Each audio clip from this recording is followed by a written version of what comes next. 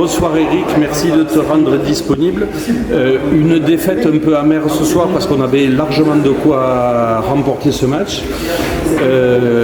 Comme d'habitude, on va te demander quelle est ta vision de la prestation d'aujourd'hui. Ma vision est surtout qu'elle a été difficile ce soir. Je crois qu'on a manqué de détails, de précision et de discipline. Surtout, je crois que quand on joue le match à 3 joueurs à moins, les joueurs se trompent. La concurrence, voilà, je crois que quand on amène de la ligne à faire une telle faute, s'il y a pénalité pour nous, ça nous fout la victoire peut-être. Donc c'est dur. Trop de discipline et voilà, du détail, on traverse 2-3 fois, on n'arrive pas à concrétiser. Donc ce soir, c'est frustrant, mais on fait comme façon de très belle équipe. Donc il faut aussi se dire qu'on repart avec un point, c'est bien pour nous.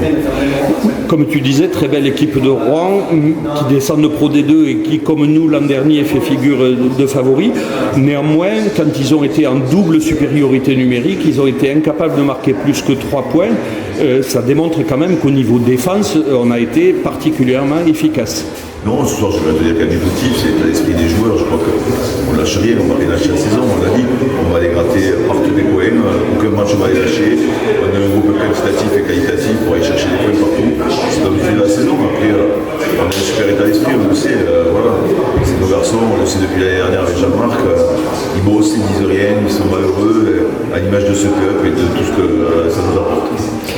Alors, du bord de la touche, il y a quelques petites choses qu'il faudrait peut-être nous expliquer pour qu'on le comprenne mieux, notamment quand un joueur charge le botteur sur une pénalité, ce qui normalement n'est tout simplement pas autorisé par le règlement. Comment se fait-il que ça revienne comme ça et qu'il n'y ait pas une pénalité plus importante? Il y a de nouveaux pénalités, mais c'est les joueurs qui ont décidé de prendre la mêlée, alors que nous, on demande les 3 points. Les joueurs sont maîtres sur le terrain, mais à un moment donné, il va falloir nous écouter parce que ça s'est déjà reproduit une fois. Sur le bord, on pris 3 points, on décide de prendre la mêlée.